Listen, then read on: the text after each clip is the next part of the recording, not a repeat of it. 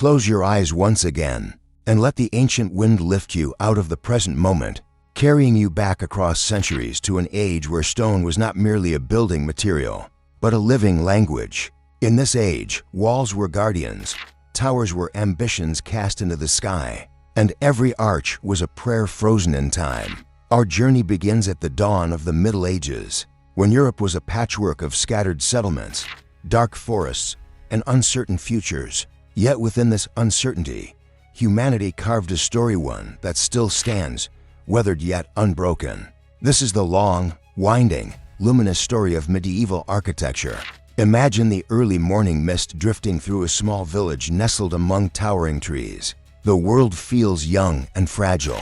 At the center of the village rises a modest stone chapel, its outline softened by the haze of dawn.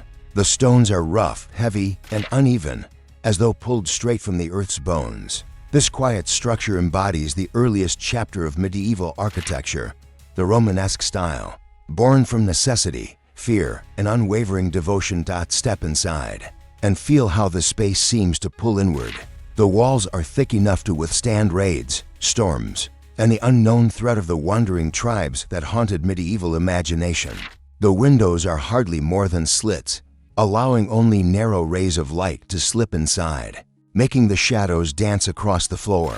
The vault overhead hangs low, almost weighty, pressing down like the winter sky. In this era, architecture served as both shelter and sanctuary.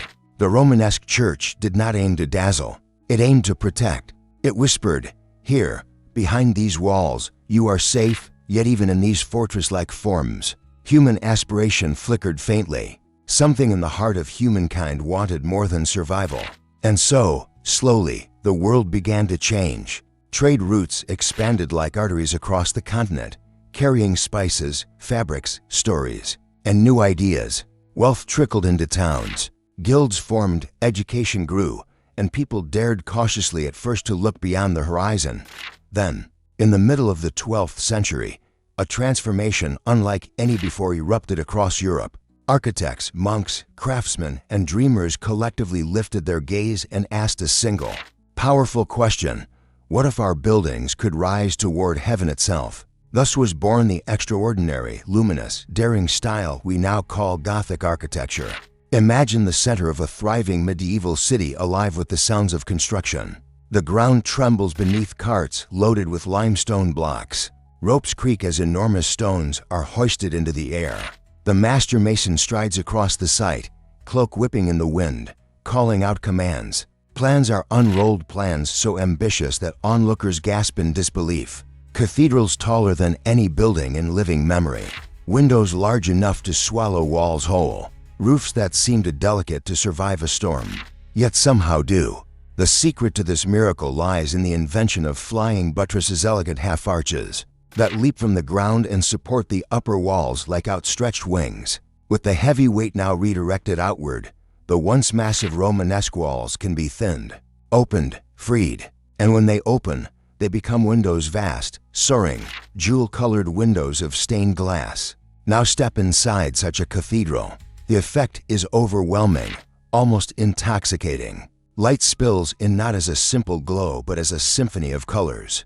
Red like the embers of creation, blue like the deepest prayers whispered by monks, gold like the divine promise of salvation. As the sun moves, the light shifts, painting the stone columns with living tapestries. For medieval worshippers, these windows were more than decoration, they were holy instruction. Luminous storytelling for a largely illiterate population. Above, ribbed vaults sweep across the ceiling in branching patterns, distributing the weight with astonishing grace.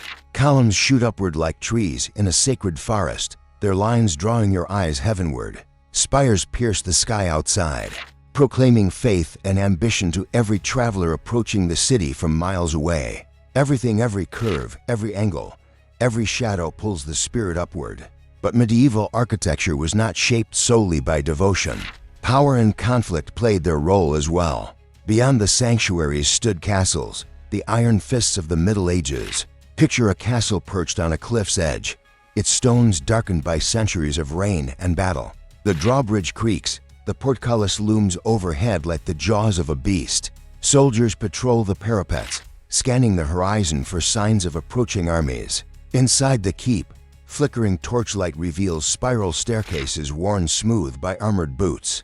These fortresses combine the defensive solidity of Romanesque design with the growing sophistication of Gothic engineering. Towers became taller, walls grew smarter, and interior courtyards became centers of both strategy and domestic life as generations passed. Medieval towns expanded around these strongholds. Narrow streets twisted between houses whose upper floors leaned so closely together that neighbors could shake hands from opposing windows.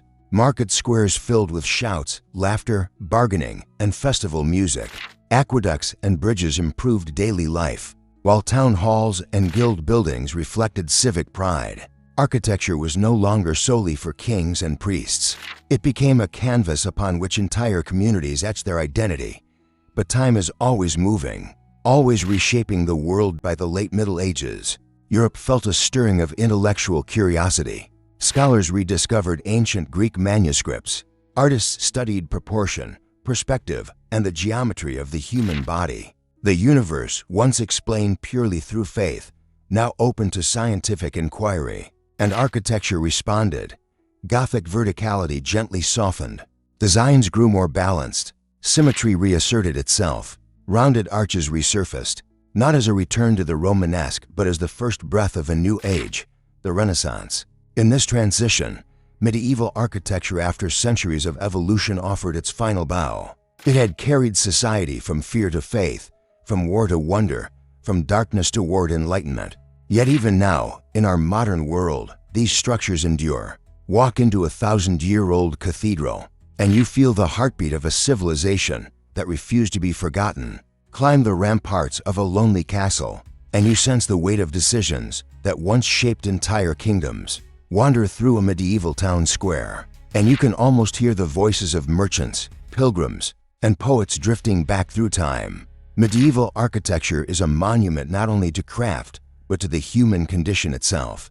It is the story of endurance amid hardship, imagination amid limitation, and aspiration amid uncertainty. It tells us that when people long to outlast their own brief lives, they carve their dreams into stone. As we reflect upon these silent witnesses of time, imagine the countless hands that shaped them, the apprentices who learned by candlelight, the seasoned masons who carved until their fingers stiffened, the visionary patrons who believed that stone could speak for generations. Picture the festivals held in their shadows, the solemn funerals, the jubilant coronations, and the quiet moments when a lone traveler sought shelter beneath their roofs. Each structure held not only physical space, but emotional memory, absorbing the joys and sorrows of an age defined by struggle and hope. Even the weather left its mark. Rain etched soft grooves, winds polished corners smooth, and sunlight painted shifting patterns across the walls as centuries passed. These buildings did not merely exist. They lived alongside the people who built them. And so, our journey ends as it began, with a quiet reminder from the ancient walls around us. To understand the past, you need only listen to the stones. Thank you for watching the Cipher History. Don't forget to like and subscribe so we can keep decoding the secrets of history together.